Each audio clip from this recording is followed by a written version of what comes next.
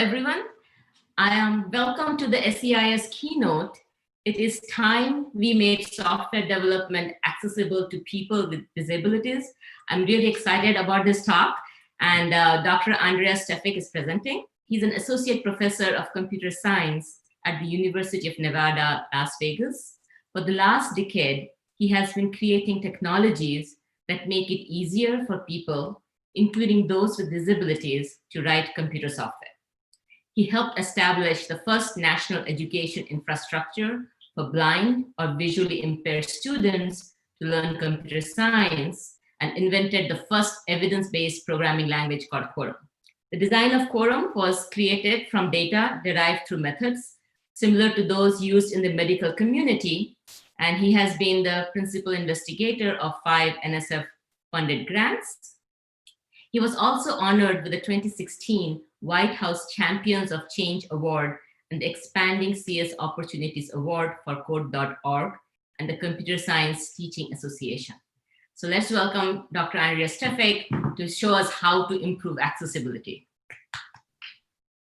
All right, thank you very much, Anita, and thank you for inviting me to give this keynote. I'm really excited to talk to all of you today, especially folks that are interested in software engineering, the impact on society. I think that I have hopefully shared my screen now, and hopefully we'll get sound. If not, then I'll reshare. Can you see everything? Yes, we can see. Okay, great. So as Anita said, I'm a associate professor, and I'm gonna minimize this. There we go. I'm an associate professor of computer science. I invent predominantly computer programming languages and sort of environments that go around them.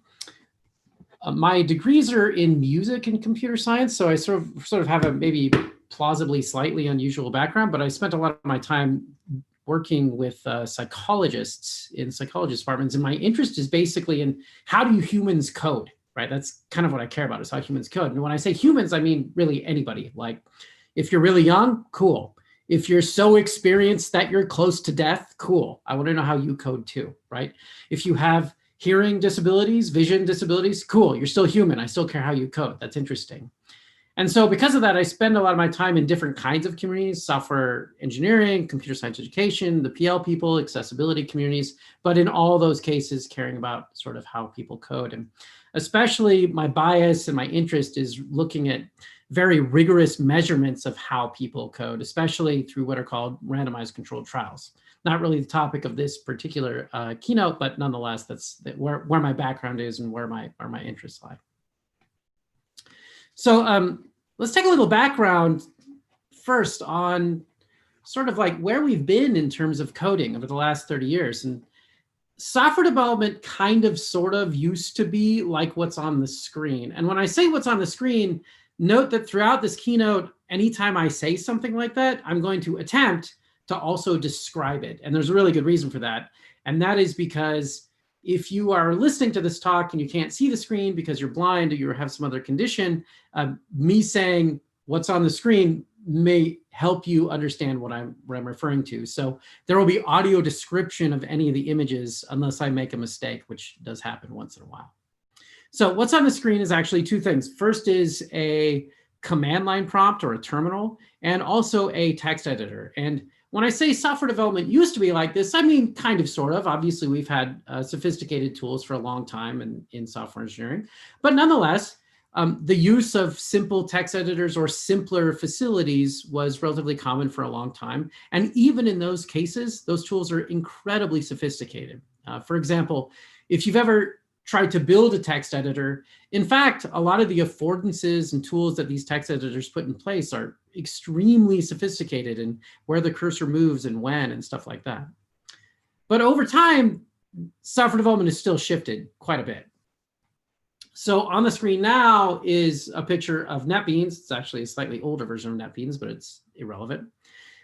In modern, more professional environments, for software developers, we often see now navigation utilities, syntax highlighting, buttons to run or debug, output windows, services tabs that connect to databases and do all sorts of activities that are relevant to the day-to-day for software devs. But that's professionals, and people that code today aren't always the kind of folks that are building a website. They do different kinds of things. So for example, data scientists might use what's on the screen now, which is RStudio. If you're unfamiliar with a tool like RStudio, in it, you can see a data set. This is some data from a number of years ago. There's a terminal in the bottom left that is as unsophisticated as any other terminal that's around, although it has some completion and tools like that as well. In addition, there's all sorts of tabs for importing data sets or generating plots. And the reason RStudio, while it's still a development environment for professionals, is so different is because it's for a different kind of person, right? It's for like someone that wants to understand a scientific hypothesis or that wants to understand something about the world. And so they're not really trying to just post something on GitHub for a site. What they're trying to do is sometimes answer a question or write an academic paper or something around those lines. Inside of computer gaming, it's even more different. So for example, on the screen now is a picture of Unity 3D. And Unity 3D is a computer gaming environment. And on the screen, there's actually a tremendous amount of detail about what you would do when writing a game. There are commands for centering images for 3D graphics. There are properties windows that show up for handling positions and meshes and rendering systems and physics and collision and all sorts of stuff like that. These environments, they're still for professionals, but you'll note that they're very different than something like RStudio, and they're very different from something like NetBeans, still professional developers, but also highly visual and highly specialized for particular domains. And that's all professionals, but in fact, students as well, when they're very young, also use some very different kinds of development environments nowadays. So on the screen now is a picture of what's called Snap. If you're unfamiliar with Snap, it's a programming environment that's block-based, kind of like AppLab or Scratch or any number of other utilities. In this particular case, a user typically drags and drops a block from the left-hand side of the screen to the right, and then links them together kind of like Legos to build up a piece of software or a computer program. And in fact, for children today, this is tricky because in some states, not everywhere, it's actually required by law that students do computer science. So for example, in Nevada, we have a law called SB 200. SB 200 requires all students to participate in computer science for every year of their education, K through 12. And so what that means is, just like you have to take English when you go, at least in the States, you have to take English and you have to take math. In Nevada, you also have to take computer science. It's just one of the required classes that you have to take every year. So what's my point? My point is, in the last 30 years or longer, computer programming has changed massively. It's changed by domain. It's changed by what you do, the content is changed by the features that you have in it in a lot of different ways. But the question is, how accessible is all of this? And what does it mean to be accessible for a software development environment? And by accessible, I want to be clear what I mean. Accessible in this context doesn't mean you can download it. And it doesn't mean you can turn it on or something like that. It means that different kinds of people, often with important differences, can use this software. So if you're blind, you can use it. If you're deaf, you can use it. If you have neurodiversity, all sorts of different things to think about. And so because not every talk that I do, the audience doesn't always have like exactly the same recollection of all the different types of disabilities and the technologies that they use, I want to spend a little bit of time before we get into software development environments and what you do about disabilities there. I want to spend a little bit of time kind of going over what the different disability types are, what kind of technologies they use today, and then we'll get into what we can do for software development environments specifically about making them more accessible to people with disabilities. So first, let's talk about vision. Vision disabilities, as people know, often called blind or visually impaired. One thing to note when you talk about disabilities, don't get too hung up on the terminology. You know, if you talk to a blind person and you say visually impaired, they might correct you, but it's not that big of a deal. The point is just to be respectful, but the terms don't worry too much. In any case, for vision, blindness is often considered being unable to see. Low vision often means you might use magnifiers and such. And color blindness is relatively common, more so in men. And it means what it says, different kinds of colors you have trouble seeing. For hearing disabilities, typically we say deaf or hard of hearing. There's all sorts of interesting things about hearing disabilities to know. There's a strong culture of deafness that varies by region, and over time it's changed a great deal. Deaf, again, generally means that you have very limited hearing. Hard of hearing just means that you have more difficulty. There's also speech conditions. This might be the ability to speak at all, or it might cause you pain if you speak. And there might also be stuttering that impacts the way that you use the computer as well. There's also mobility conditions. These can be pretty significant even for development environments. The ability to walk is generally not as related to dev, but the ability to use your hands, your arms, very much so is. And finally, there's neurodiversity. Now, there's a lot of debate about these terms when you talk about neurodiversity. Exactly which conditions go into neurodiversity is a matter of some debate. In this particular context, I'm trying to use the term broadly to mean all sorts of conditions, things like dyslexia, short-term memory loss, potentially autism, depending on how you define it and what you mean exactly. But in any case, it's conditions like those that I'm referring to, or even other various kinds of learning disabilities. And then finally, there are individuals, although it's more rare, to have multiple disabilities. And they have specific needs that are good to be aware of. For example, deaf blindness or speech and mobility concerns are not that terribly uncommon. So, okay, now when you think about these disabilities, it's important to understand that the variation in function is significant. So oftentimes when we conduct experiments in software engineering or other areas, it's normal to basically get a bunch of developers in a room or a virtual room, given COVID, and have them conduct a task and measure averages on those people. That's normal, expected, typical, measure the mean and standard deviation, run appropriate tests, et cetera, et cetera. But with groups with disabilities, the differences between individuals are really striking, and sometimes this is difficult to do. For example, an individual with deafness might use sign language, might use different kinds of sign language. They might use captioning, or they might use lip reading. Those are just very different kinds of operations semantically. Or even with blindness, one of my former students can actually legally drive despite the fact that he is legally blind, because there's one state, North Carolina, that has a little tiny bit more lax rules than the others. Not necessarily bad. I mean, imagine how freeing that is, right? But the point is, his vision's pretty decent, but enough to be legally blind, but not so much that he can't drive. So let's talk about some of the tools people use now as sort of accommodations for various disabilities. So let's first talk about vision. On the screen right now, there's actually two tools for magnification. On the top is Windows Magnifier, and what Windows Magnifier does is makes things bigger. That's probably obvious. But here's the rub. Magnification is not that simple, actually. Oftentimes with magnification, you have to think that just like, CSI, I guess, is kind of fake. You can't just say, I forget the word they use. It's like make better or whatever it is. And magnifiers don't really work that way in most situations. They just make the picture bigger. And what that means is that things can be very pixelated. In addition, when you're using magnifiers as a low vision person, you often need to be very careful about where the magnifier moves as you go, whether it follows or stuff like that. And the reason is because that kind of dictates how you use software. And then finally, with these magnifiers, some magnification systems have very sophisticated rendering pipelines, and they can actually expand the text or other parts of the image while re-rendering it. That doesn't work for everything, but especially for things like text and stuff like that. So magnifiers, they sound like a simple thing, but in fact, really good magnification is actually kind of complex inside of text environments or others.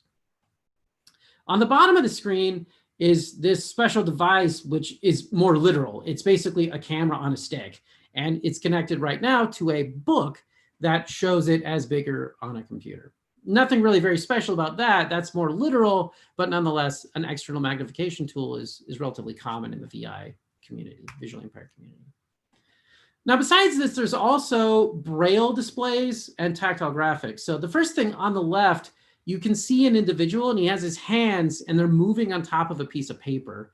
And that piece of paper has bumps and lines and stuff like that. That's called swell paper. And swell paper basically is like a special kind of paper that is a little bit bumpy so that you can feel it, right? And you print that on a printer called a swell paper printer, to the best of my recollection. So the idea is that you can use graphics and you can feel them instead of just getting them through some other methodology. Oh, and on that swell paper, you can see in the top of it, there's also Braille markings that you can also feel, and that gives you semantics information, oftentimes important with tactile graphics. In the middle of the screen is a Braille printer. There's not much to say about there. It does what it says. It prints Braille. And on the right-hand side of the screen is two devices. These are called refreshable Braille displays. Now, there's some actual debate as to what percentage of the blind population actually knows Braille. If you don't know the debate, it's basically that if you grew up at schools for the blind, you're definitely going to know Braille because it's taught, it's generally required.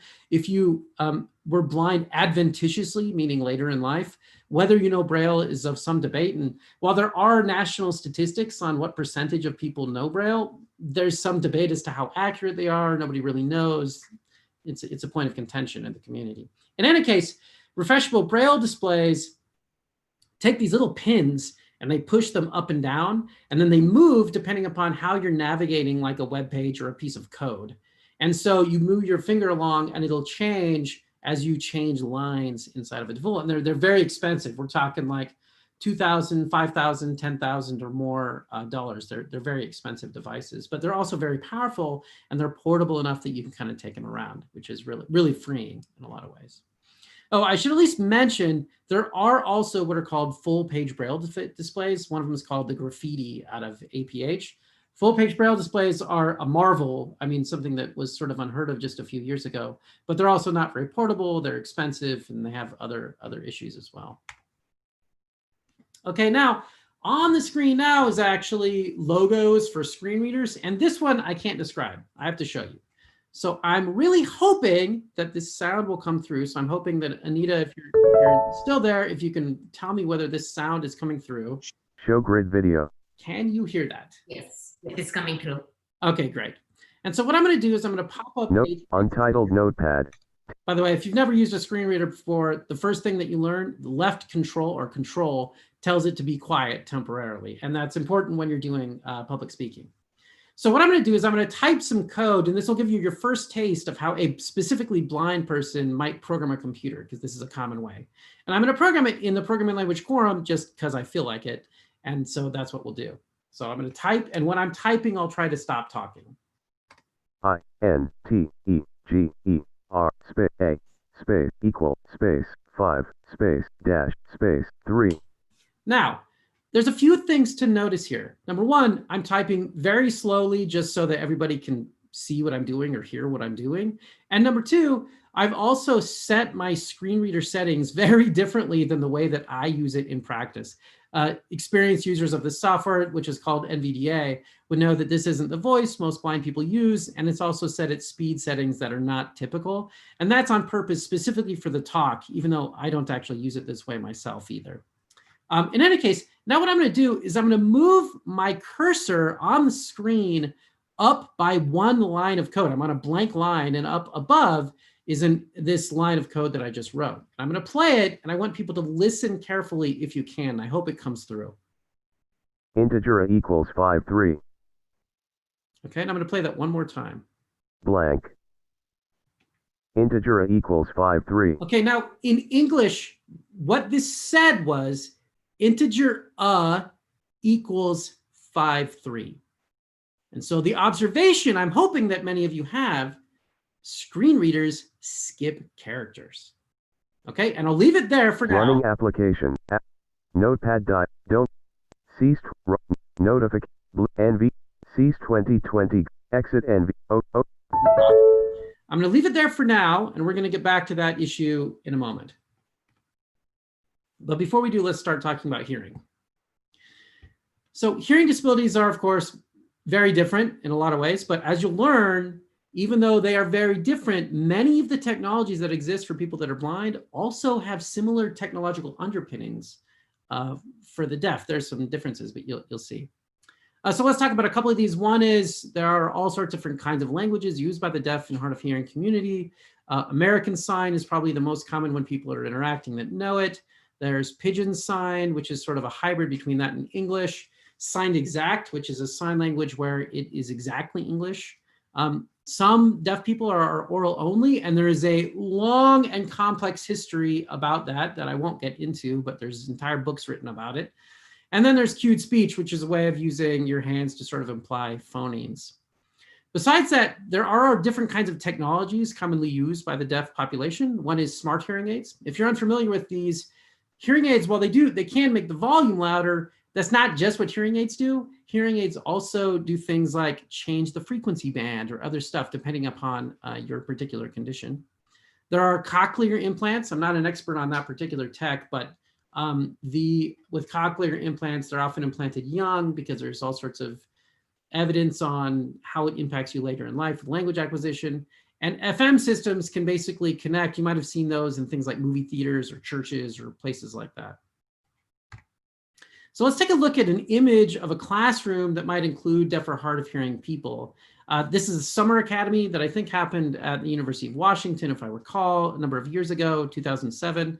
And on the screen, I have boxes around two people. One is a young woman that's moving her hands, and she's doing a sign in front of a classroom, probably ASL or something similar. On the bottom right is two people. There's a man and there's another man touching his hand. That's actually called a tactile sign.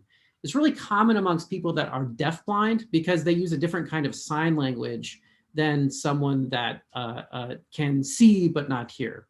So now on the left-hand side of the screen is a computer. This is called a CART system. It basically just means someone's taking captioning as the talk is going.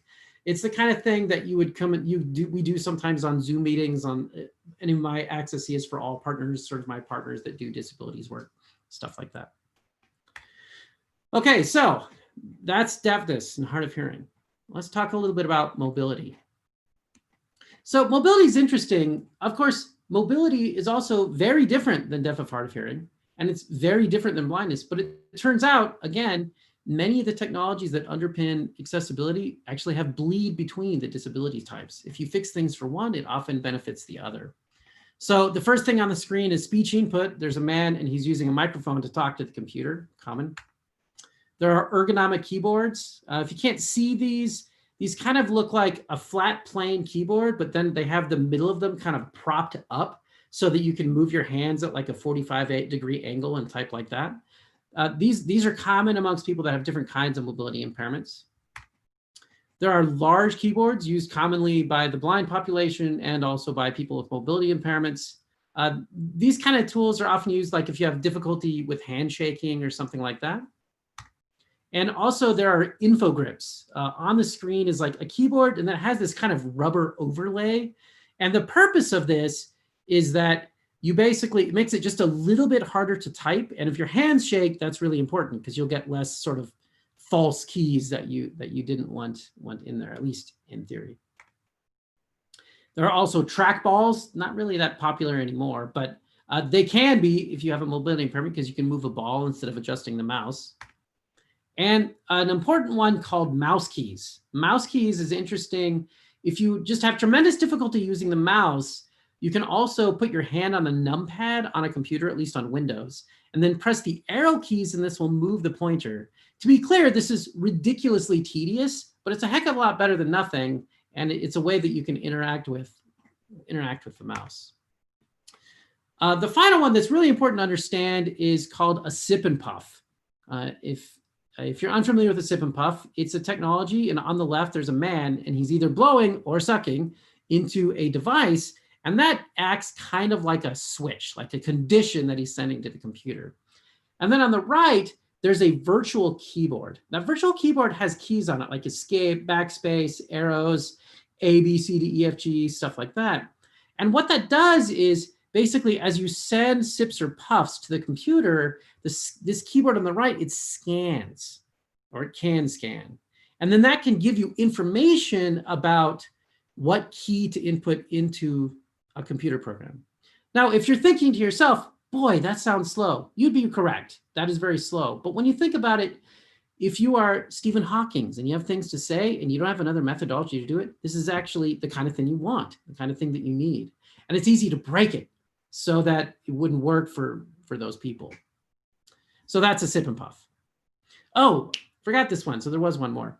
And there's eye gazers. These are really interesting if you've never used one. That you actually see this in software engineering research all the time, people using really cool eye tracking to do code comprehension or whatever, like Bonita Sharif's work or people like that, or Andy Bagel, people like that, and lots of others actually. It's fascinating though, people do this also as interaction paradigms or to code, either using, again, virtual keyboards or just to interact with development environments. On the screen, there's a young woman and she's looking at the screen and controlling a sort of interface that looks like kind of tiles almost. And at the bottom of the slides, there's a URL of a story about an individual that is using these kind of eye trackers if you're interested in that sort of thing or want more information. Okay, finally, let's get to learning disabilities.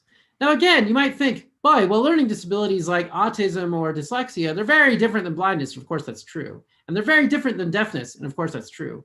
And they're very different than mobility. And of course, that's true. But in fact, learning disabilities, people that have them, often use similar technologies as people in the other disability camps. And I'll get to why that is in a moment. So for example, here's a visual thinking tool. This one's called Inspiration. It's basically like a mind mapping type tool where you can drag stuff around and make categories and stuff like that. And here's another tool that is often used, or tools like it are used in the learning disabilities community. This one's called Tinker Plots. In this particular case, is to try to understand data analysis. It's hypervisual. On the screen, you'll see a whole bunch of dots, and those dots are related to data points or something. And then on the left, you see some there's a thing that's labeled backpack, and it says things like name, gender, grade, body weight, pack weight. And I assume that these correspond to the dots on the screen as well. Devices like this that are hypervisual can actually be beneficial. Of course, if they have visualization and they don't connect properly to screen reading devices, they can also break things for other disability types. So you have to be careful when you invent stuff like this.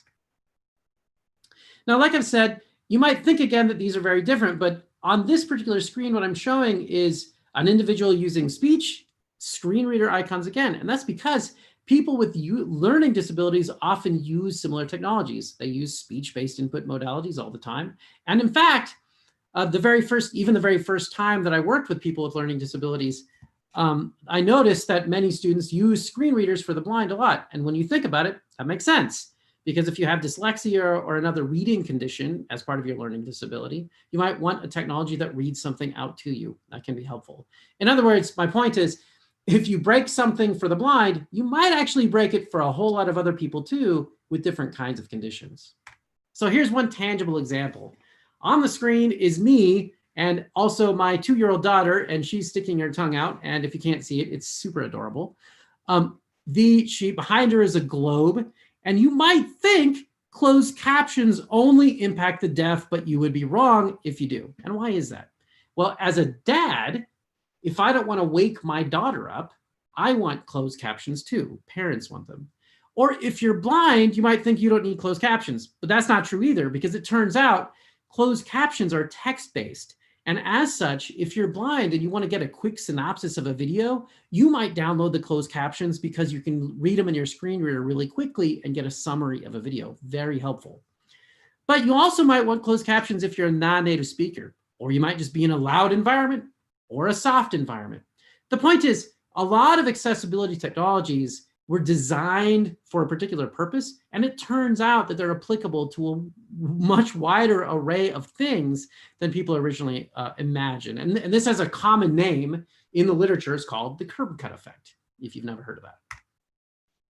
Okay, the last thing I think it's obligatory to mention, there are 3 things you should at least know about in terms of accessibility in broader sort of guidelines, the most important of which is called WCAG, or Web Content Accessibility Guidelines. There's a link on the slides if you need it. And there's also guidelines put in place by Microsoft Accessibility and Apple Accessibility. They're not perfect, they're guidelines, but they are pretty helpful. Okay, so now I want to do something in this talk that I think people are going to find a little bit weird, but I'm going to do it anyway. What I want to do is I want to actually have people, on the screen, there's a picture of Scratch. It's a computer programming environment. And what I'm going to do is I'm going to describe it first, and then I want everybody in the audience, for whoever is listening, to take a look at this and ask themselves for 15 seconds, what is it about this environment that is accessible, and what it is about this environment that isn't accessible, and to think that through. So first, let me describe it. On the screen, there are 3 tabs: code, costumes, and sounds. Inside of those tabs, they have various properties for a computer program. On the code tab, which is the one that's open, there's motion, locks, sound, events, control, and other properties. And then inside of that, there are blocks: motion, move, turn, go to X, glide, point in direction, and others. On the bottom, there's a video tutorial that has a link, a little play button on it. On the right, there's a cat, it's smiling. And that cat is just standing there. It's static, of course it is, because it's an image. And on the bottom right is some properties of the cat that you can adjust. So now what I want to do, and I know it's a little strange, but it's an online talk, so let's just roll with it.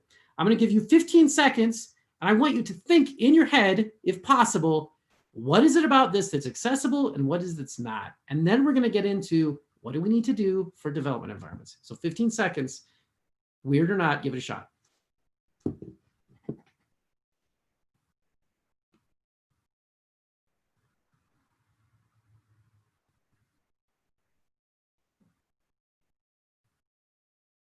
Okay, 15 seconds isn't enough time, and I'm not going to give you the answer. I just want you to think about it, and then we're going to start pulling it in. Okay, so here's the point of the last section. People with disabilities use a variety of tools and systems, and they do that already. Technology and strategies for one of them often helps the others and helps people in the typical population, right? In the non-disabilities population. So the question though is, how do we make development environments accessible? And also it's good to ask why. Why would you bother to do that? And there are good reasons. One of the most obvious, I think, is that if you are an individual with a disability and you want life to get better for yourself, you want technology, even selfishly for yourself, the only way that you can do that is through development environments. So if programming environments aren't accessible to you because you have a mobility impairment or blind or whatever, well, then you can't fix it because you can't make something for yourself. So that's one reason why we should care. But the question is, how do we do it? And that's a slightly complicated question. So let's get to that. First of all, there's the bare bones. Like if your environment doesn't do this, you are demonstrably not accessible. Like it just doesn't count. You're not accessible. And that is that development environments should use the mouse and the keyboard plus have screen reader support. That's like the absolute minimum bar for accessibility is that. And that's in part because different kinds of disability groups use that screen reader support, not just people that are blind.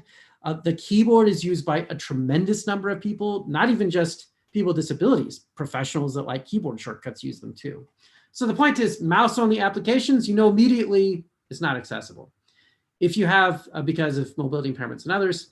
And in addition, if your technology is used in K through 12 in the United States and the class is required, to my knowledge, not having support beyond that means you may not even be legally compliant with the ADA or IDEA laws in the United States. Other countries may differ, and I'm not sure about the laws in each particular country. On the bottom of the screen is an example of Blockly. Blockly is not really fitting these particular things yet, but I know that the team is working on it. So oftentimes you might even ask though, can a school even get off-the-shelf accessible technology for deaf? Number two, if you want to go a little bit more advanced, one thing that we need to do as software engineering community is we need to change programming languages. And now you might think to yourself, how could this be related? How could programming languages possibly be related? And I'll get to that in a second. But before I do that, I want to say about 10 years ago, scholars would tell me quite a bit that this is a solved problem. Programming languages are already quite usable, and human factors was studied decades ago. But it turns out this is not true.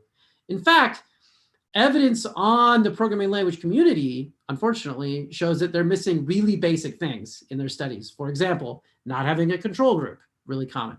Not gathering data, not testing with people other than the authors of a publication, and trusting anecdotes, and also not having a formalized evidence standard. If you're unfamiliar with the concept of evidence standards, I suspect they'll be working their way into academic journals and CS before too long. I know they already are in some. Some of them are things like Consort, AERA, the What Works Clearinghouse. Some of them are required by law, some of them are not. It's complicated. So this has been formalized by the scholar Antti Hanhikianaho, who found between 1950, or really none before 1976, there was only 22 randomized controlled trials in computer science on the issue of programming languages, which is really weird because this impacts something like $330.7 billion in the United States. And as such, it's a really big problem. But crucially, it also has even more impact on people with disabilities. And so, I should say though, but details of that aside, you can go look up Antti Hanhi's work, and it's pretty fantastic, a really seminal piece of work. But details aside, if we want to know the impact of these technologies on society, how we are impacting people in software engineering on society, we have to actually measure people using it in that society. And that's what I think we've missed with human factors of language design. So quick fact check. Historically, programming language designers have gathered almost zero human factors evidence. Near zero, not zero, but near zero. And so I want to just very briefly tell you a couple things that we do know, and then we'll get back to disabilities because it's more related than you think. So first of all, we actually have human factors evidence on a couple issues. One is we know that static typing helps programmers code and be more productive. There's quite a bit of evidence on this now. There's RCTs conducted in multiple countries, multiple conditions, with and without development environments, with and without code completion. There's studies in the field like Christian Bird's work. There's some studies on generics by Chris Parnin, or the studies by Stefan Hanneberg. And I can get you references for anybody listening that wants them, but nonetheless, it's pretty well established. Static typing helps you be more productive. We even know why. And that's because when you videotape people doing this stuff, basically what you see is if they have a dynamic type, they have to go find it, and that takes time. Besides that, there's also, we need to deprecate C-style syntax. It's decrepit. It was never based on any evidence. And the evidence that has been gathered over the last 10 years shows clearly that it is ineffective for human beings. And I know that sometimes when I say that, people get uncomfortable. Oh, we can't change it. It's too hard. But it doesn't have to be all or nothing. We can change new languages when they come out so that they use the evidence-based systems. And I want to highlight one study that we did, must have been 2013, where in fact, some of these languages with words like for and while, believe it or not, are in fact so bad for novices that if you roll dice and generate programming languages randomly, it turns out they don't do much better than that. And that's a long story that I could get into, and we'll get back to why that matters for if you have blindness in just a second. So let's do that. So on the screen is a phrase, standard phrase. You see it in Java, you see it in C++. And it goes like this in audio. For left paren, int I equals semicolon, I less than 10 semicolon, I plus plus right paren, left brace. Standard for loop. Heck of a lot harder to hear than repeat 10 times or something equivalent. And you might say, how does that matter? But the evidence says that it does matter. And in addition, even just intuitively, the word for doesn't mean anything. Words like repeat do. So even if you ignore the evidence, the semantics of the words don't even imply what they do in certain programming languages. But the claim I often hear when I say that is, well, just switch to language X. Language X is better. And it turns out, not really. Because it turns out a lot of programming languages, they basically took this old C-style syntax and just kind of made some tweaks, and they didn't make those tweaks based on evidence. They just guessed. So for example, a similar-ish thing in Python might say, for I in range, left paren, len, left paren, sum array, right paren, colon. And remember, I'm reading that literally. So if you're a person that's like 14 and hearing it that way, and you get exactly that, maybe you can understand it. But in fact, screen readers skip characters. So it gets even harder if you're young. And crucially as well, people that have been studying these issues have been gathering evidence on which of these phrases and symbols actually make sense to human beings. So we should follow it, and that helps people, and especially helps people with disabilities. So but languages aside, there's a couple of things that are good to know about development environments. One is When you're designing programming environments for people with disabilities, keyboard navigation should always work on abstract syntax trees, not on lines of code. And it turns out this is really important, and there's a number of studies that have shown evidence of this. First of all, there's Katie Baker's work on abstract syntax tree navigation. That was out of Kai, I think. This was followed up by a fellow named Amir Armali, who did his dissertation on this topic, a different methodology, but basically the same answer. This eventually led to a fellow named Emmanuel Schanzer's work, which is on taking the block languages from scratch and such, and making those go through these AST traversals. And also there's some newer work that hasn't been published yet, but I know is going to go live on GitHub at some point by Sina Baram. Sina Baram has done some work to try to make diffing structures, and it has similar properties to these same kinds of things. The point is this: when you're navigating with the keyboard with blindness or mobility impairments, you need to be able to jump between structures, not just go line by line, because it's more semantically meaningful and it leads to better productivity. There's evidence of this position. And in addition, you want to also consider something called semantic prioritization. And that basically just means that you put the most important information first in a line of code for particularly blindness. So I want to show you a line of code and just get you to think about it. On the screen, there's a 9, a blue block, which indicates a git commit. It's a modified call. Then there's a line of code that says config : resizable, a semicolon, which is an error in this programming language, equals true. Now, why is semicolon an error? Why is it not allowed in this language? Because Paul Denny and Brett Becker's work shows evidence that it causes 3% of novices errors. So you don't need semicolons in languages. In any case, the point is semantic prioritization would imply we need to figure out carefully what you have first. Again, I won't give you the answer. I want you to think about it, but think in your head. One way to think about it is when you're browsing multiple lines of code, what kind of information, if you're browsing quickly, would you need to have immediately? And what could you push to the end of the auditory cue? That's your hint. A couple more things. We can also rethink the error messages. These are particularly hard, especially in screen readers. And also the evidence on compiler errors shows pretty clearly that they follow these nice, neat little exponential curves. In other words, humans are remarkably predictable in terms of the kinds of compiler errors that they have, shockingly so. And there's a wonderful dissertation by Patrick Delyden on this that's linked, and also an IDICE working group report that's come out on this as well, which is pretty fascinating. Okay, so those are the things that we can do that are tractable, that are easy. And I want to show you one last more, which is how you do computer graphics blind, specifically blind. And this one is sort of the hard one. And so what I'm going to do, I'm going to show you a computer programming environment, and I hope you can see it. I think you can. NVDA. If Anita, if you know that I'm wrong and you can't actually see this, let me know, but I'll assume otherwise. This is a programming environment. Quorum Studio 2.0. This is a programming environment called Quorum Studio. We released this technology literally this morning. Oddly enough, it just kind of happened to happen on the same day. It was actually kind of accidental. And inside of this environment, we've been working on 2 things to try to make it accessible. And that is we wanted to add specifically blind and mobility impairment support for data science tools, and specifically Unity 3D style visual editors. And so I'll show you data science first. So I can go to sciencetest.quorum4 of 6 level 3. Inside of my painfully slow screen reader, I'm moving around in a tree on the left-hand side of the screen, and it gives me information. Analysis.quorum3 of 6 level 3. That's things like ordinality and cardinality. It kind of gives you information about where you are, very important. If I run my tool, this little science repository. Build successful in 0.9 charts window. It gives me DT bar chart, 4 bars, 0.0 to 8,782.5. It gives me information. Use the arrow keys to navigate the chart. Always the tough thing with tools for the blind. This gives me information about a chart that's popped up on screen. And typically the way that we do this online is you might just have a description of a chart, but that's not really very good. What you really want is to be able to interact with information. And the reason for that is because some kinds of charts and graphs are just super hard to describe accurately. You can imagine a scatter plot with 10,000 points. You might need to be able to get all sorts of information from that kind of chart. And so in this particular chart, a chart is no longer a graph in the Quorum programming language.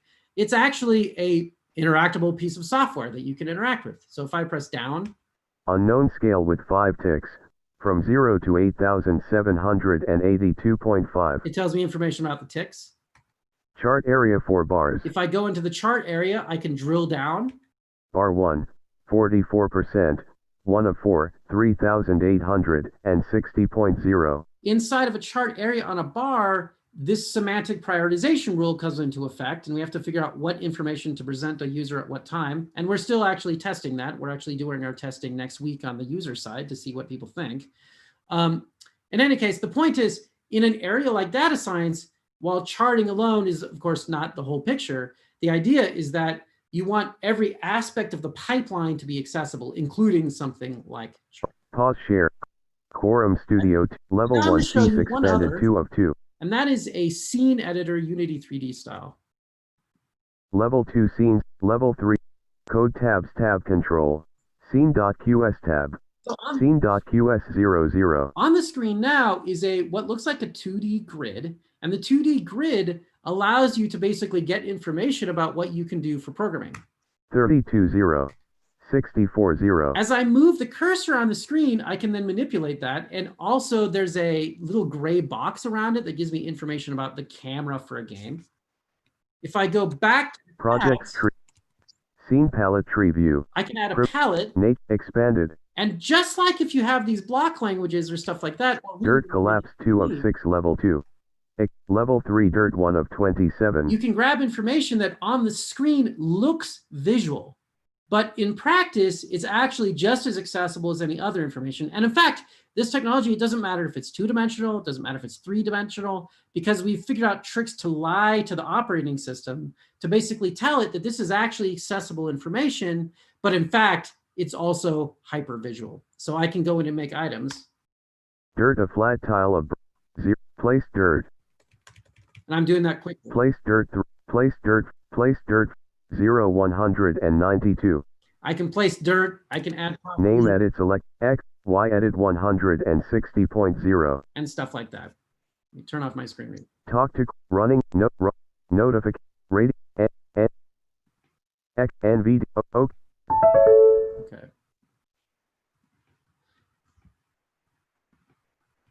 So, okay, well, so that's what I really wanted to show. So I wanted to give you an overview of like what the disabilities are, the kind of technologies that they use, and at least give you some ideas about the kinds of things that you can do in terms of making development environments accessible, or at least so that you have some understanding of the kind of decisions that are being made as we go. If you'd like more information, you can find more information on specifically Quorum at quorumlanguage.com. Our national conference is next week. You're welcome if you'd like to go. And also our grant partners that we work on are called Access CS for All, and there's a link in the slides for that as well. Thank you to especially Anita for inviting me and the rest of the committee. I appreciate it a lot, and I hope this was interesting. Thank you. Thank you, Andreas, for the lovely talk. It's really inspiring to see how hard it is for, not able-bodied people. We have some questions, and this question has been upvoted 4 times. It seems that the screen readers should do something smarter for reading programs. Aren't there code-aware screen readers? Well, it depends what you mean, right? So code-aware. So screen readers don't really work like you don't really tell it like this is code, right? That's not really what a screen reader does. The screen reader basically gets semantics about what's on the screen. So, so I'll think about it like this. If I land in a text box in a screen reader, the screen reader is told, hey, you're a text box. And then it's told a bunch of information about what's in that text box. And so this is very, very complicated. So for example, if I move the cursor, the screen reader is going to do this dance back and forth between the application and the screen reader, and it's going to query for information. And crucially, and this is the important part, the screen reader itself makes the decision about what it says to the user. Okay, so the reason I say this is crucial. Imagine this. Think for a second, how many developers don't properly build in blindness support into their applications? And I bet you it's non-zero. I guarantee you it's non-zero. And so what happens is screen reader designers basically put in tons and tons and tons of hacks to try to make it read better for particular applications, but it's wicked hard. And also, sometimes it's difficult to know what the right thing to read is. Another example, for that line of code that I presented, should you present the error first? And if so, do you say the error? Does it beep? Does it give what kind of beep? A quick story.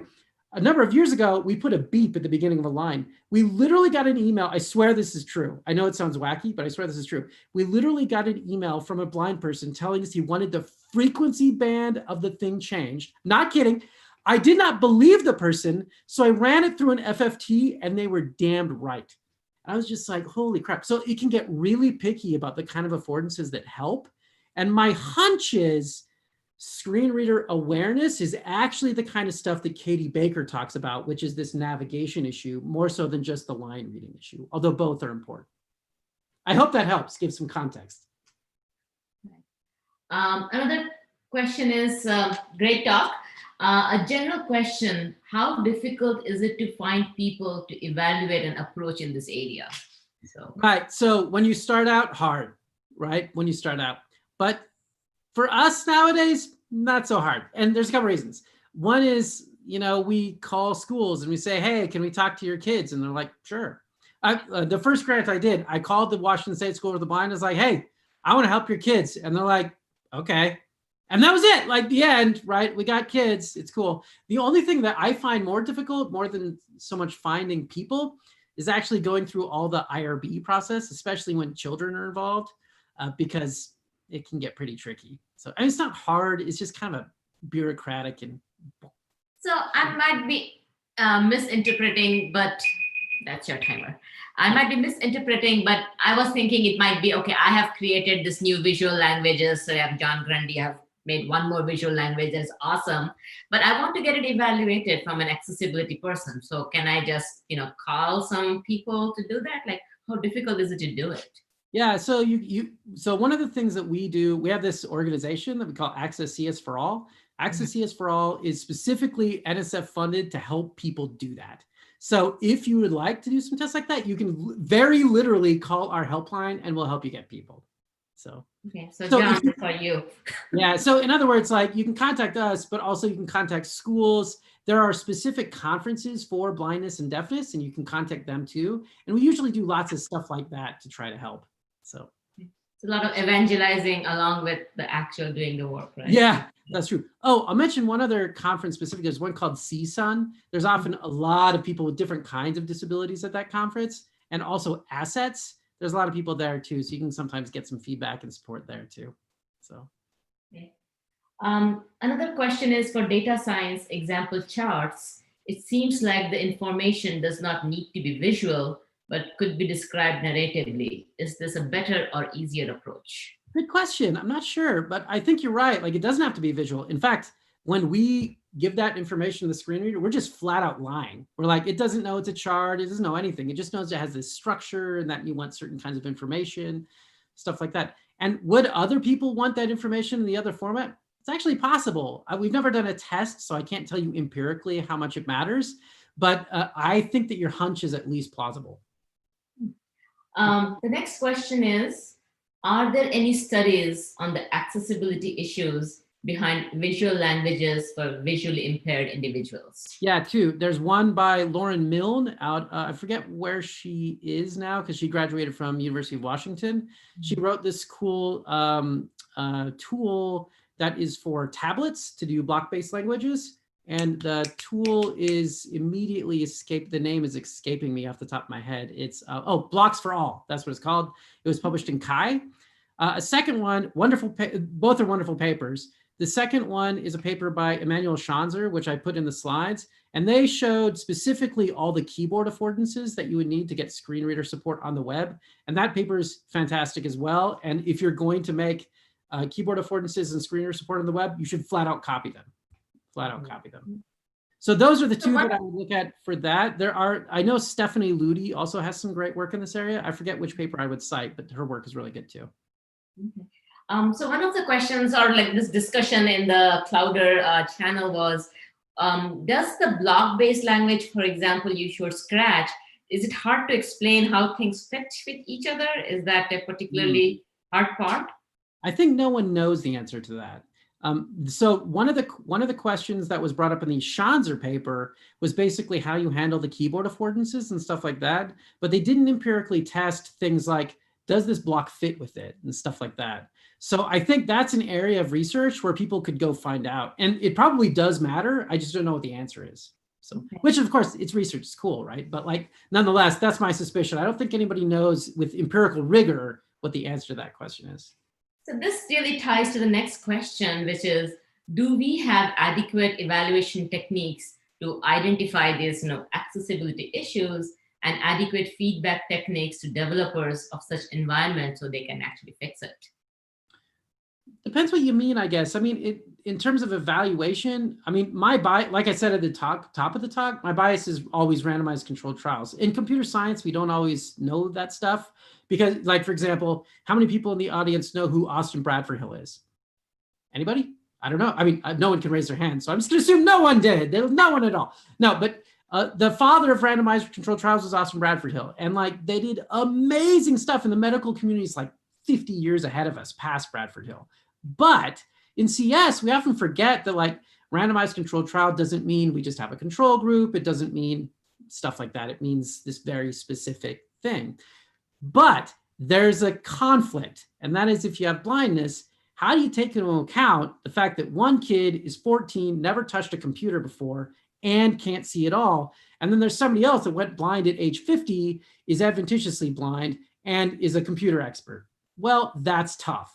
And you can't really just put them all in a room and have a control group. It just doesn't work that way. So I think it takes some creativity, and you can't just use RCTs. You need to do interviews and all sorts of stuff too to try to get past it. But that's the reality of accessibility work to a certain extent. So.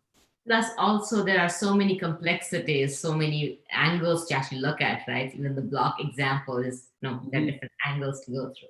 Yep. Plus, you can't test all permutations. So we still have to be smart as researchers and narrow before we do a real test. So. Right. That's about the question there is. So we are going to end here. A couple announcements to do. Look for the presenter of this session. So look for Andreas in the lobby video chats during the third hour, or maybe if you find some talks that are not that interesting, maybe Andreas is gonna hang out in his the video chat. You can also visit the demos, attend the SRC presentations, attend the Ask Me Anything session with John Grundy, and stop by the Google booth. This was an amazing talk. I always love your talks, Andreas. So thank you for coming and giving a talk to SEIS. And also, we have a 5-minute break between this session and the next session. So hopefully, Andreas can walk over to the video booth or the video place, we call it. He will talk to you. Thank you, Andreas. Thank you, and thanks for time.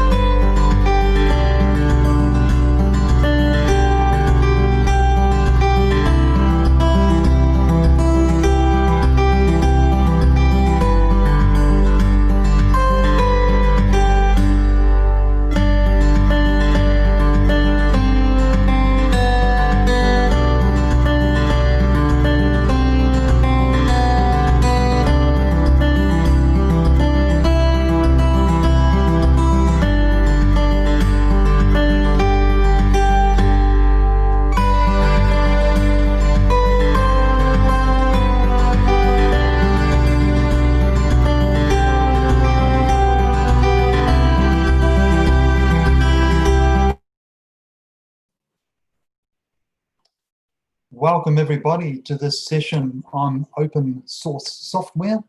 I'm John Grundy from Monash University. It's a beautiful day here in Melbourne in the morning, wherever you might be around the world. It's a pity not seeing you all in Seoul, but such is life. We're doing our best. We've got 5 great talks for you this morning. There's a couple of journal papers first up, then we've got 3 technical track papers. Just a couple of reminders. We've got the Slido tool, which you can access through the Clouder to ask your questions. Don't put questions if you're watching it on YouTube, because we won't see them. And we've got a student volunteer who's helping to highlight those. So I'll get the presenters to speak, and then once they're finished, I'll ask the questions that are top rated in the Slido. And then again, you can also go and talk to each individual presenter in their little breakout room after the session is over. Without further ado, our first speaker going to talk to us about companies' participation in open source software development, an OpenStack empirical study. We've got Yuzhe Zhang from Peking University, who's just graduated PhD, well done. Her interests are mining software repositories, open source software ecosystems are the main focus around commercial participation, open source. Go for it, Yuzhe. Hi, can you see my screen? We can see the background mountains, which look good, but not your slides. Yes, I'm sorry.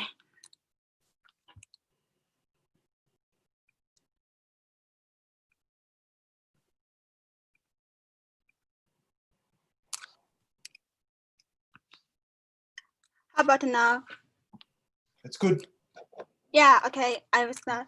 Thank you for the nice introduction. I'm glad to present our work about companies' participation in open source software development.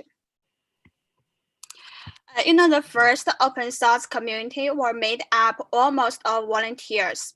And over the 20 years, open source software has grown quickly, and now it provides critical infrastructure to the industries like Linux kernel and OpenStack. So numerous companies are attracted to join. For some large open source ecosystems, participation may be primarily no-volunteer and might lack the diversity of interests. And some companies may withdraw their employees when roadmap conflicts. So the increasing commercial participation might change the nature of open source and threat its sustainability. So it's necessary to have a clear understanding of this phenomenon. This begins the question, has the transition actually occurred or is just perceived? If so, has this change from volunteer to commercial lead effect changed the character of open source? Since open source is characterized by uneven contribution from developers, does it apply to companies too? And we know volunteers join to open source to scratch on itch. So what are the various reasons for the companies? Does commercial participation push out volunteers? And if so, can we find some context in which volunteers don't live? So let's introduce the study design part. OpenStack is an open source cloud computing platform. We select it as our study case because it is active, mature, and involves many different companies. We collected and cleaned the commit data for further analysis. We also find commercial objective will always drive companies' actions. So we classify companies by qualitatively analyzing their objectives. And after that, we propose 3 metrics to characterize companies' contribution performance. And intensity is a ratio of the contribution made by the company to the total contribution of OpenStack in 3 levels. And extent explains the scope of a company's contribution to OpenStack. After calculating the number of developers and commits from companies and volunteers each version, and we found that companies contribute around 80% of developers and about 90% of commits, playing a critical role. And we also found the percentage of volunteers' contribution decrease over time. We calculated the fraction of companies that are together responsible for 80% contributions for every release and borrowed the Gini coefficient to measure the uneven distribution of companies' contributions. The result shows that the distribution is highly unbalanced and the concentration increases over time. After analyzing the online records about companies' objective, we classified companies into 8 categories: for full solution-oriented, for specific sub-solution, for self-business integration, and for use for the community, for providing development tools, and for research. More than that, we found that companies providing full closed solution make intensive and extensive contributions. And companies that contribute to specific projects are only for the specific business goal or are infrastructure vendors. Users of OpenStack are make extensive but not large contributions. Overall, the 8 models are unique. We also investigate the relationship between the diversity of companies' participation and the volunteer participation by fitting a linear regression model. And we can see the results shows a positive association. Our study has rich implications. For researchers, it is important to understand the commercial participation since it is so prevalent. For example, did the efficiency of developing and the quality of code change after the involvement of companies? And for companies, they can follow our guidelines when selecting an open source project participation model. For open source foundation or communities, our measurement framework can be used to visualize and monitor commercial participation. Okay, therefore, takeaways, companies made far more contributions than volunteers, playing a critical role in OpenStack. And the contribution made by different companies are highly uneven. There are 8 or more contribution models of the companies.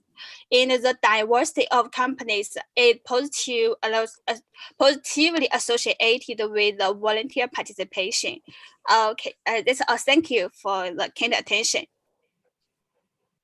Thank you so much for that, and right on time as well.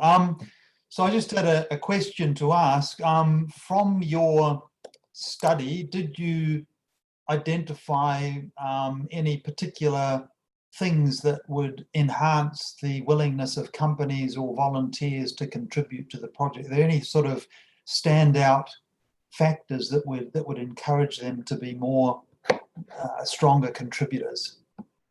Yeah.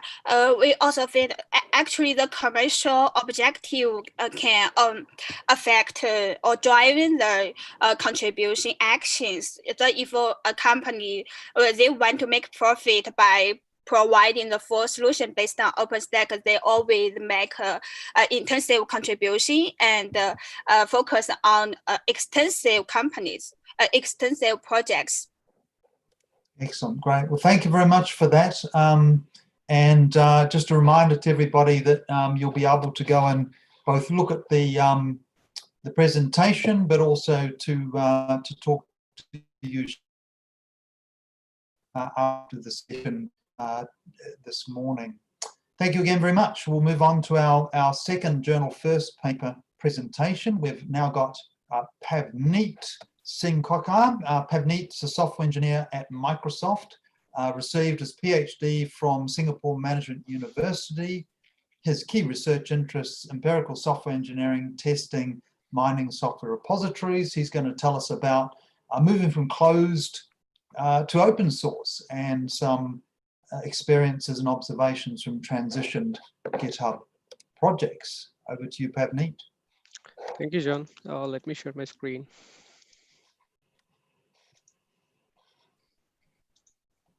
Let me know if you can see my screen. Yep, that's great. Okay, thank you. So in this study, I'll present the work we did on moving from closed source to open source, particularly on platform GitHub.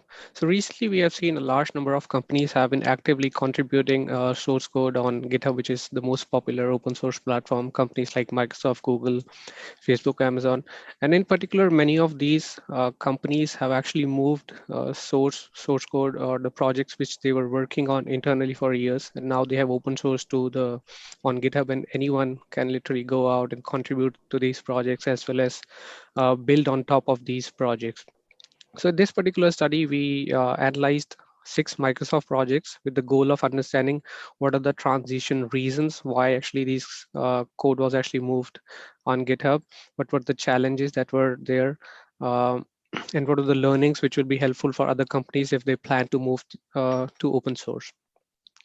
So we looked into 6 these Microsoft projects. We interviewed both Microsoft developers as well as Microsoft managers to understand what were the transition reasons, the actual transition of moving the code, what were the outcomes. And we also wanted to get the community's perspective on how their perception has been and how they have been contributing to these particular projects. So we interviewed 11 open source developers who were working on these 6 projects. And then once we interviewed, we came up with these themes using coding and sorting, transition reasons, transition outcomes, and the community response. Based on the themes, we came up with these statements which were used as input to the surveys. Like for example, for transition reasons, we have 8 statements, and then we used a Likert scale, and this survey was deployed.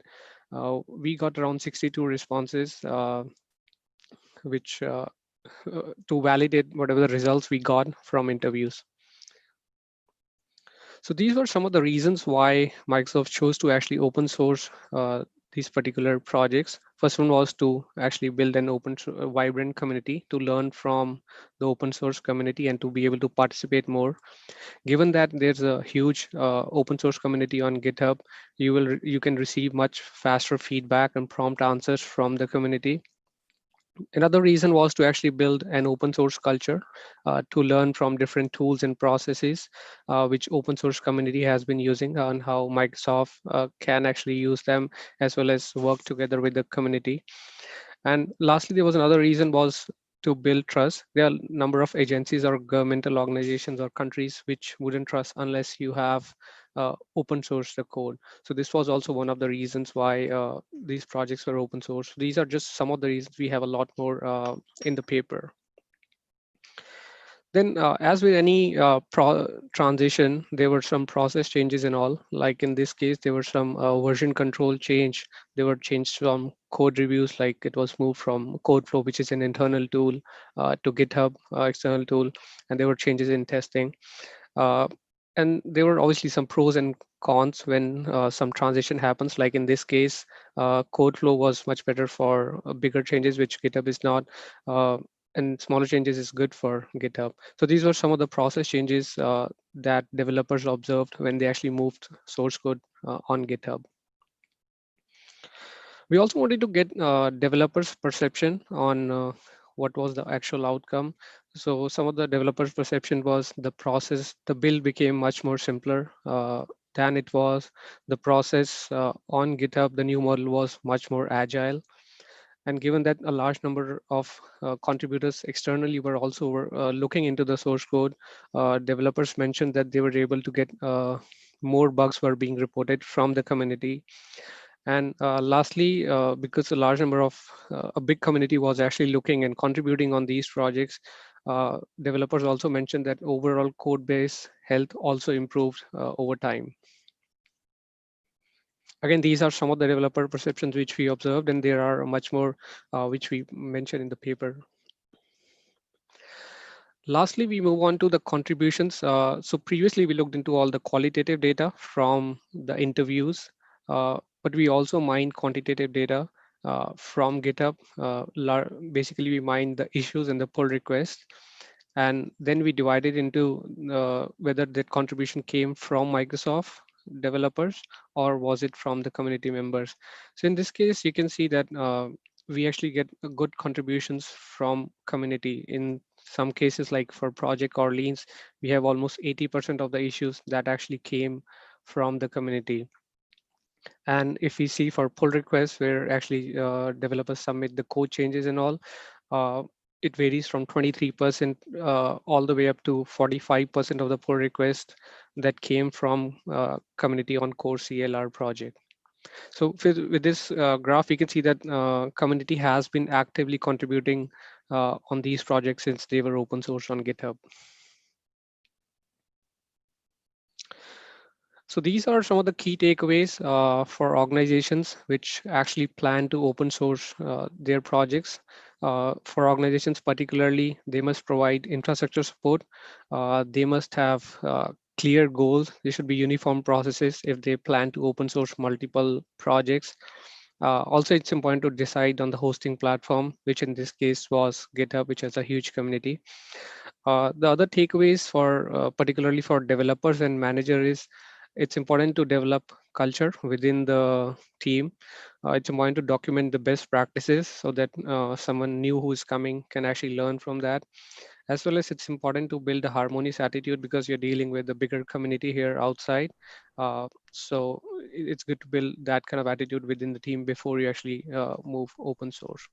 So these are some of the key takeaways which we think would be helpful for any company which plans to open source their code and provide it to developers outside.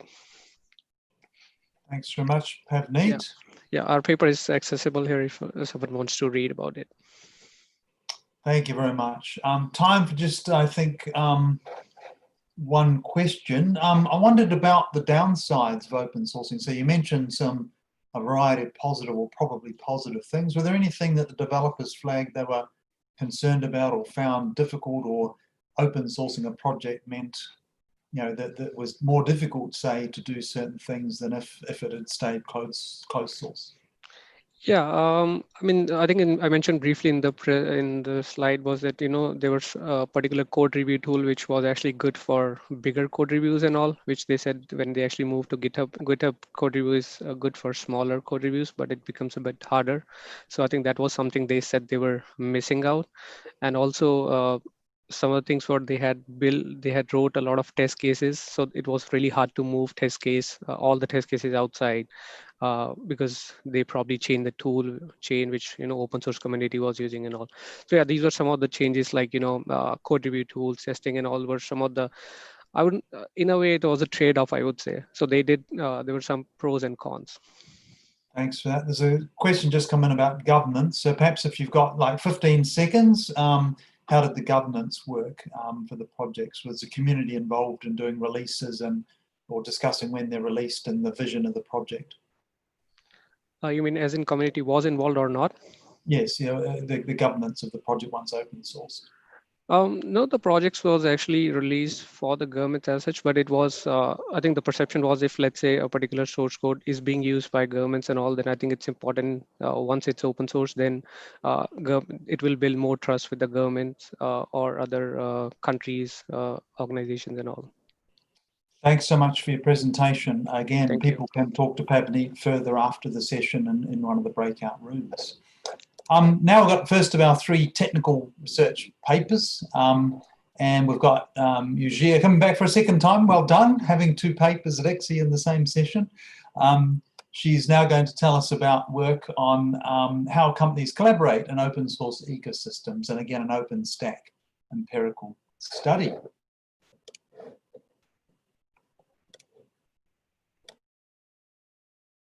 Oops, you're muted. Oh, there. See my screen? That's good. Yeah. Okay, let's begin. Me again. Welcome to my presentation of our exit paper, How Do Companies Collaborate in Open Source Ecosystems? It's also an empirical study of OpenStack. In a creative pattern of software development, open source becomes important to our society, especially the larger ones. And a recent survey from Red Hat shows that indicates that almost all information technology companies use open source in their productions. And the commercial participation continues to grow in open source projects. Take OpenStack as an example. The number of companies involved shows a linear rising trend. And also, commercial involvement has made substantial contributions. As reported by 2017 annual report, companies contributed more than 80% of code to the Linux kernel. And companies involved in the same open source ecosystems evolved from different domains, such as hardware, network, and database. Collaboration among them with a specific expertise may greatly benefit the development of open source. Otherwise, those companies also want to realize their own commercial goals. The same goals always bring intense competition. So, but we do not know how do companies work together. Those ends may bring risk or hide the opportunities. Since we want to guarantee an open source ecosystem sustainable development, especially those important ones, so we need to know how all the pieces work together. Our research goal is divided into several research questions. First, we are interested in understanding how companies contribute to specific projects within the wider ecosystems. Further, we posit that a relationship may exist between companies if they work together in the same projects. And we expect patterns to form. Lastly, prior research has suggested that collaboration may increase developers' productivity. So we want to know that it has the same effect on companies' productivity. Now let's see how we conducted this study. We collected and cleaned the commit data of OpenStack, and we applied two-mode social network to demonstrate that hundreds of companies make contributions to about thousands of projects in OpenStack. Then we applied clusters by grouping together the closely related nodes. Finally, we try to understand each cluster from two aspects: the company's business strategy and the functions of the projects. We detected 32 clusters in the company project network based on the commit data, which is produced in the development of the 14th OpenStack release. And the network has about 250 company nodes and about 800 project nodes. By explaining the core companies in the most common project categories in each cluster, we found 4 typical combinations of the companies and projects. For example, companies holding the business integration strategy often contribute to plugin or drivers to integrate their own business. And companies make profit through full solution often contribute to the deployment tools. The cluster centered on large information technology companies involves extensive companies and diverse projects. By exploring the background of the pairs of companies that appeared in the same cluster and the functions of the project they contributed to jointly, we found 3 collaboration patterns. Some collaboration are actively pursued, and we identified 3 intentional collaboration types: supply and consumption, distribution-oriented ally, and service delegation. And some collaboration are passive and incidental. And some companies still may be the solo contributors to some project. In particular, when those are specific to companies' unique interest. By fitting a regression model, we found a positive association between companies' collaboration degree and its productivity.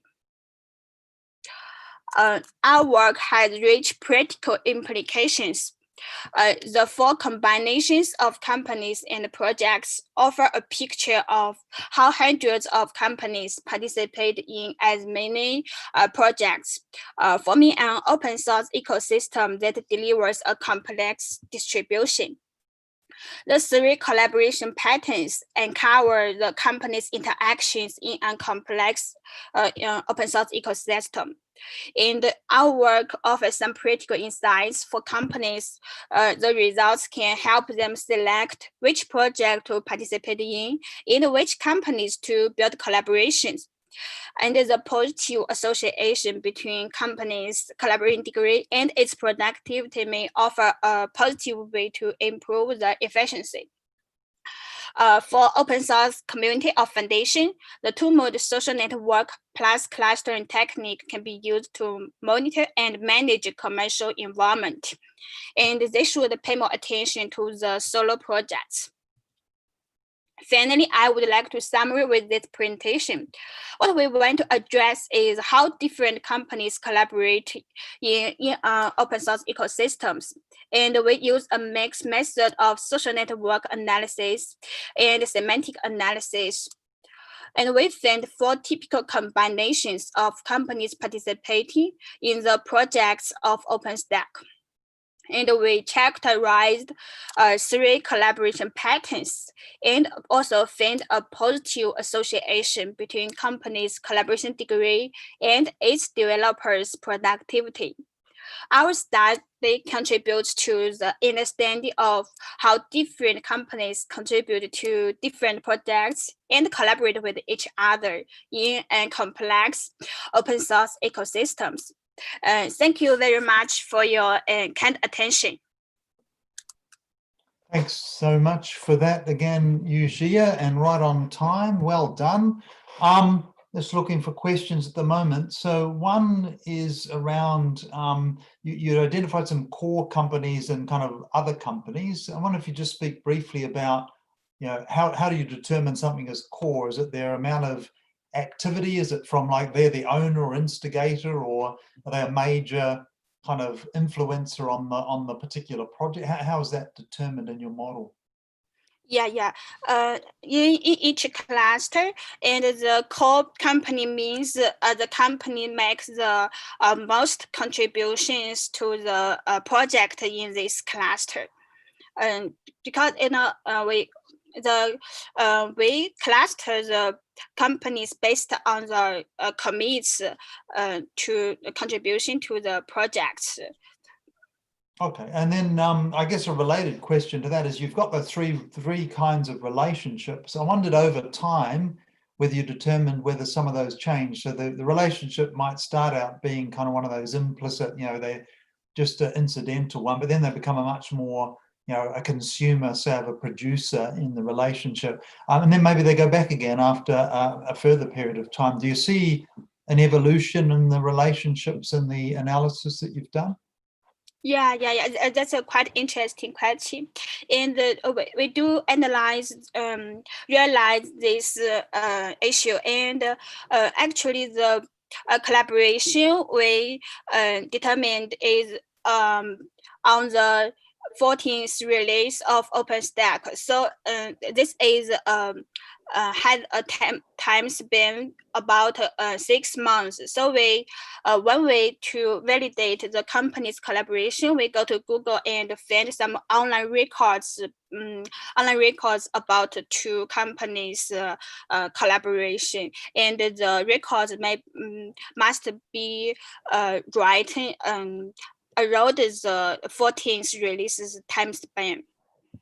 Great, thanks so much for that. And again, reminder to the audience that Yujia will be available, I hope anyway, after the session, and can join a video chat room to have further discussions.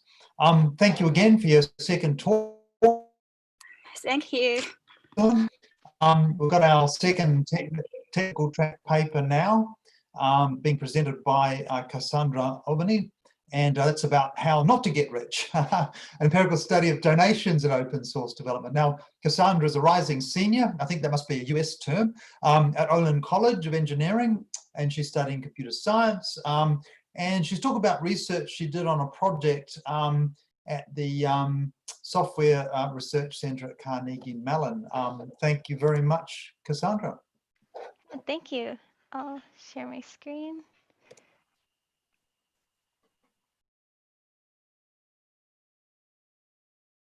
That's great. Thank you. Hi, everyone. My name is Cassandra, and today I'll be giving an overview of the paper How to Not Get Rich, an empirical study of donations in open source. Sustaining open source is very important because open source makes up the digital infrastructure of our society. If a problem happens in open source, it has the potential of impacting millions of users. However, sustaining it is a very big challenge because most of us take open source for granted and we don't think about the necessary resources required to create it and sustain it. For example, paying developers. There are several different models out there that people inside the open source community have suggested to help pay developers who work on it, and donations are gaining in popularity as a potential way to pay developers who work on open source. However, till recently, only anecdotes have been floating around talking about the prevalence and impact of donations in open source. This is a recent Twitter post by an open source developer who announced that he was just able to break the $1,000 per year mark using the new GitHub sponsors donation feature. So clearly donations is working for him. Here is another post by another open source developer emphasizing how donations is not the way to go to sustain open source for a long term. So we have all these anecdotes going around talking about both sides of the same coin. And we wanted to conduct a large scale study to see what exactly is the relationship between donations and open source. We were able to do this because README files contain signals of donation requests. This is Babel's README file. And as you can see, they link their Open Collective and Patreon donation platforms directly on their README file.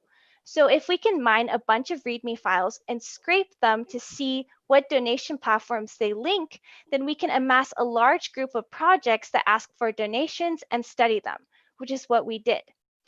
Our study looks at several different aspects of donations in open source.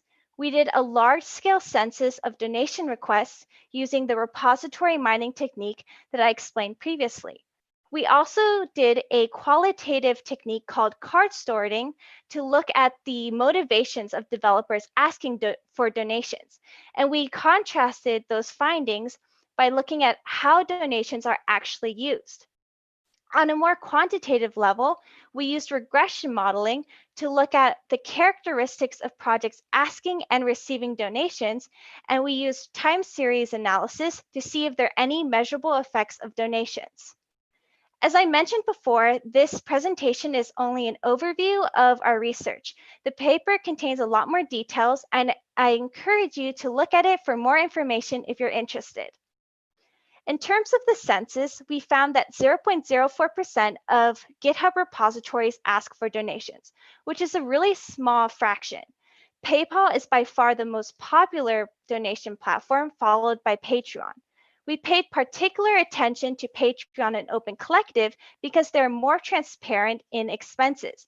Patreon displays monthly earnings on most profile pages, and Open Collective is the most transparent in that they list details for every single transaction, including spending money and receiving money.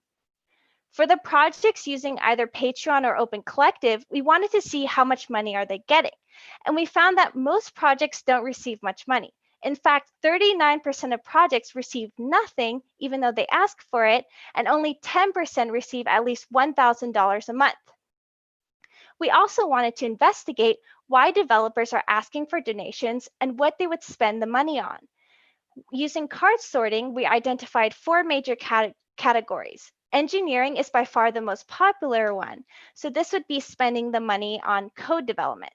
There's also community, so spending the money to create documentation and tutorials, project expenses, so maintaining servers, buying hardware, and personal, paying down student loan bills and other living expenses.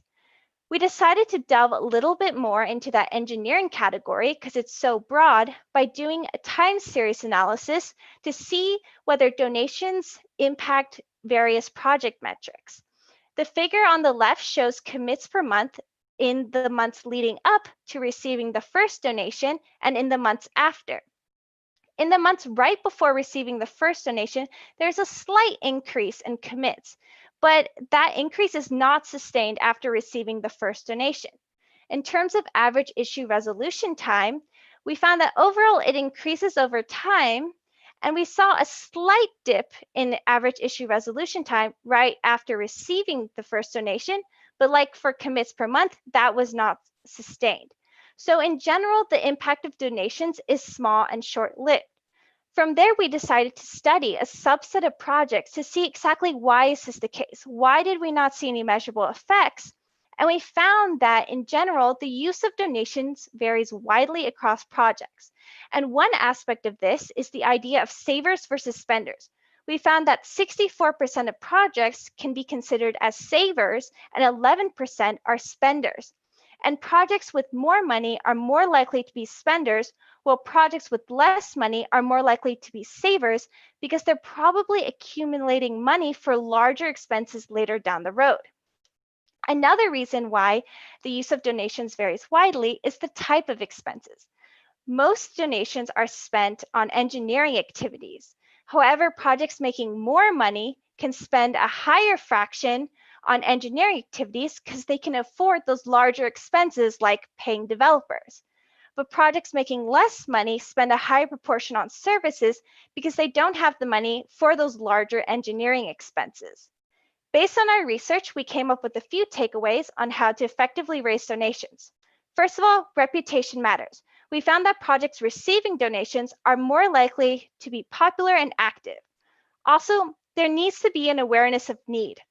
When we did card sorting, we found that 41% of projects were not explicit in terms of why they are asking for donations. And lastly, there needs to be an efficiency of using funds. Only Open Collective is transparent in terms of how they are using donations. Of course, we need to remember that there could be a dark side to money in open source. Paid developers can crowd out volunteers, and it can result in entitled users and preferential treatment for sponsors. And lastly, paying a developer just a little bit could be worse than not paying them at all because it shifts the motivation from that of being an intrinsically motivated volunteer to being an underpaid employee. In general, we need a better understanding of both the positive and negative effects of donations in open source, especially as it's becoming more widespread in the community.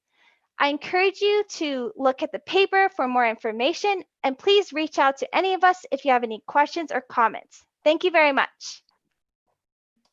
Thank you so much, Cassandra. That was a really great presentation, and a few questions to ask you now.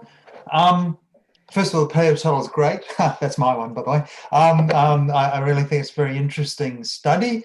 I wondered about, this issue of transparency. Again, for an example, if I decide I want to anonymously donate and I don't want to, there's no strings attached, might it be problematic to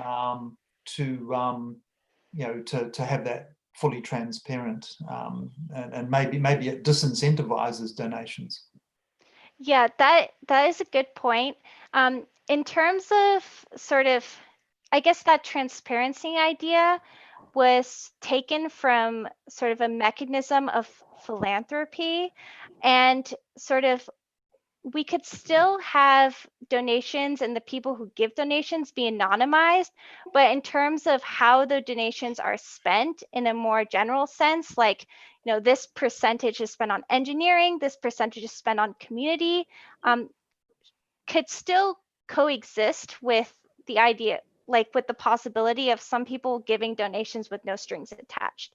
So this is more like on the project level, being more transparent in terms of why they're asking for money and how are they spending the money. Okay. So I guess related to that is a question about how do you know how they're actually using the donation? So you mentioned I think they claim or they say they're going to use it, and there's a few comments about how they supposedly are using it. Is there any kind of evidence they actually do spend it on specific things? Yes, so when we studied exactly how donations are used, we could only study the projects that use Open Collective, because Open Collective, the way it works is everything is like, oh, you can see everything, all the expenses, all the transactions. The goal of it is everything is publicly available. So so for the projects who use Open Collective, like in order for them to take out money, they need to sort of log it, and all of that is publicly available information. Okay, great. And I'll squeeze one last question in. Other bad issues you summarized at the end, or potentially bad side, actually bad. So I'll give the example, prioritizing a bug. If I'm a user of a particular open source platform, I really want this bug fixed. Can I put some money in and say, okay, who's going to fix this for me? I'll give them this much money or whatever. You know, maybe it's slightly philosophical, but is that such a bad thing necessarily? Well, the problem with like, you know, that example in itself may not seem bad, but the thing about that is if like we have things like bounties for particular bugs, it sort of changes the sort of perspective of doing open source. Originally, open source is all about, you know, contributing to something that everyone can access, and it's sort of more like passion driven. And if we bring in something like bounties for bugs, then it sort of changes the whole perception of doing open source. So it's something we definitely need to consider. Cool. Excellent. Thanks very much. So a couple more have just popped in, but we'll have to go on to the next speaker. So thank you very much again, Cassandra. Cassandra will be available after the session to have individual discussion with folks. Thank you again. Thank you. Our last talk in the session now, scaling open source communities. Again, look at the Linux kernel this time. Jin Tan. Jin is a PhD candidate at Peking University. Her interests around software repository mining, empirical software engineering, open source ecosystems. Welcome, Shin, over to you. Thank you, Jun. Please let me share my screen.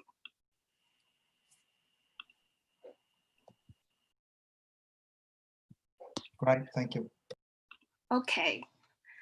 Hello. Welcome to the presentation of our paper, Scaling Open Source Communities, an empirical study of the Linux kernel. This is a joint work with Minghui Zhou and Brian Fitzgerald.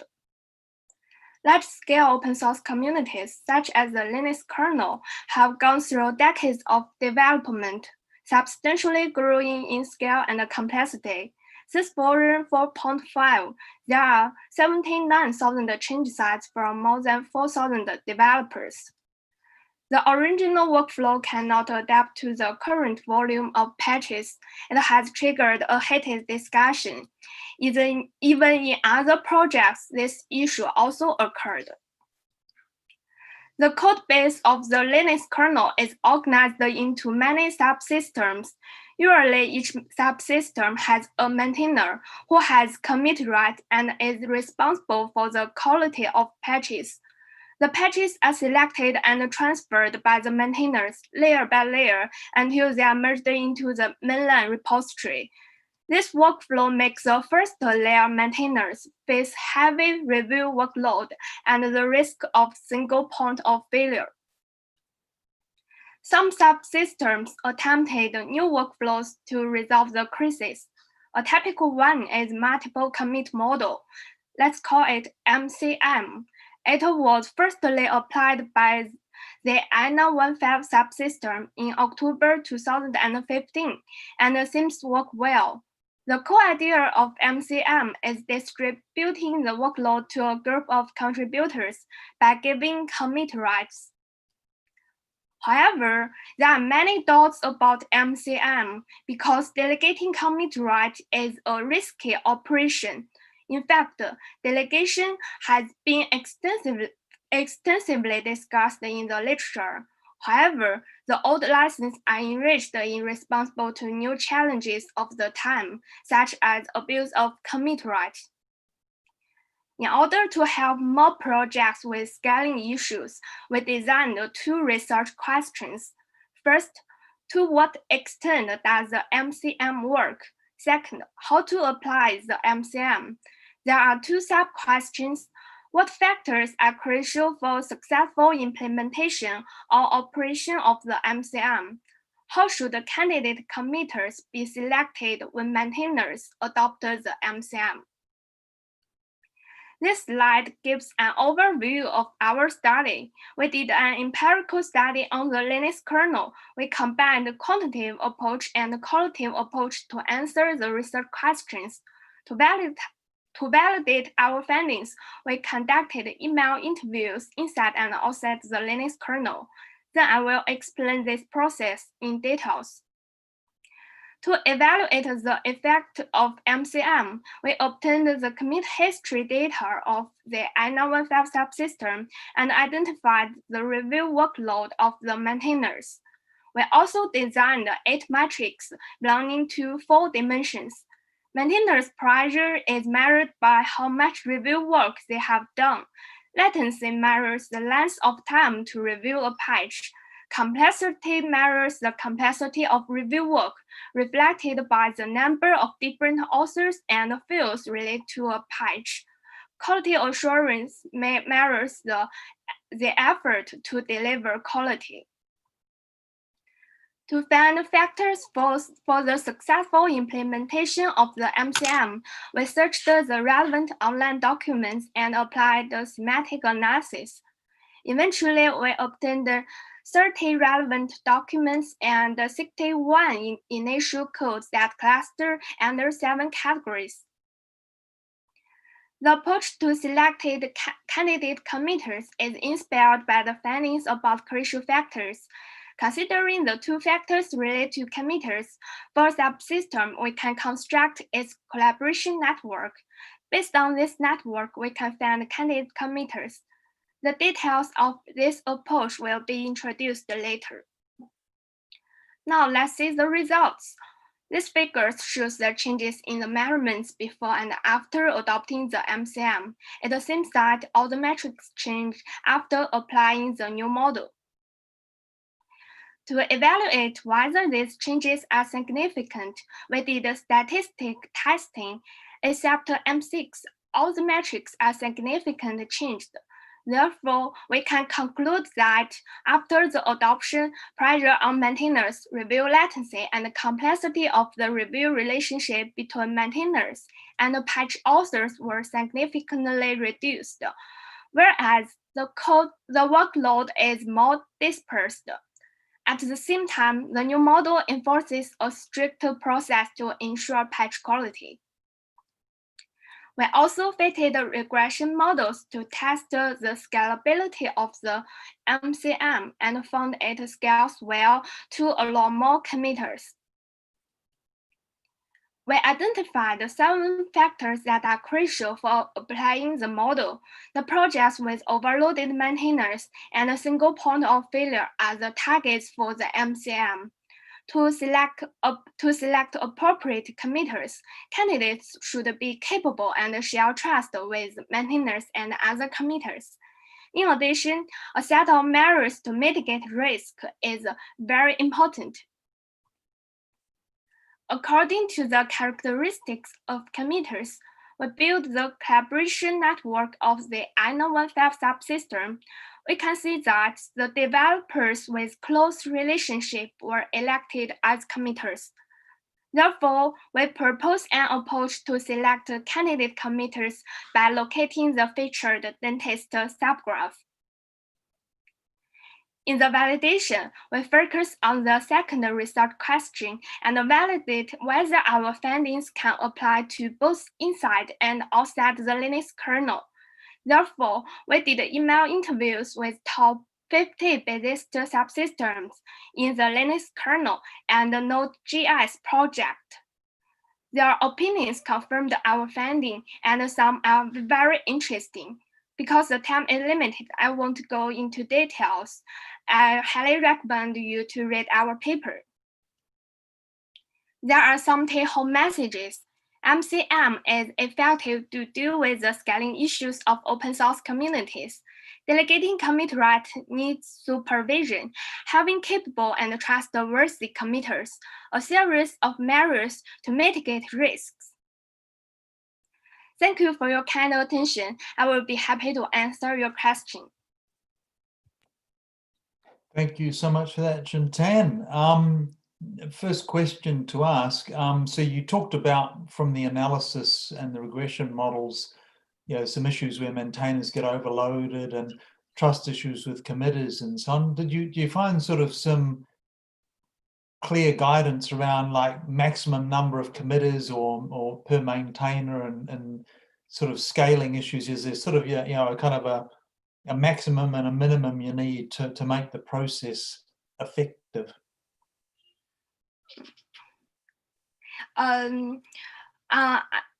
Yeah, for projects, it has it don't have many maintainers. It may face the scaling issues, but the communities maybe can train some developers and train them to learn some skills to become qualified committers. Then I think this issue may be mitigated. Does the Linux kernel community have such training at the moment, or is it ad hoc? So does someone just become suitably trusted that they're able to take on a committer or a maintainer role, or is there any community structure, if you like, around training up people for those roles? Could you repeat your question? Is there any existing community structure around developing those roles, or is it completely ad hoc? So does it happen by accident at the moment, or is there some active effort to train up people? No, this is a common problem, not just happened in the Linux kernel, because we also find in the projects such as the Node.js community, it has many discussions about it can't handle the heavy review workload and say how to solve this problem. Right. Thanks so much for that. And I just want to thank, again, all of the speakers in this session and the virtualization team for their support.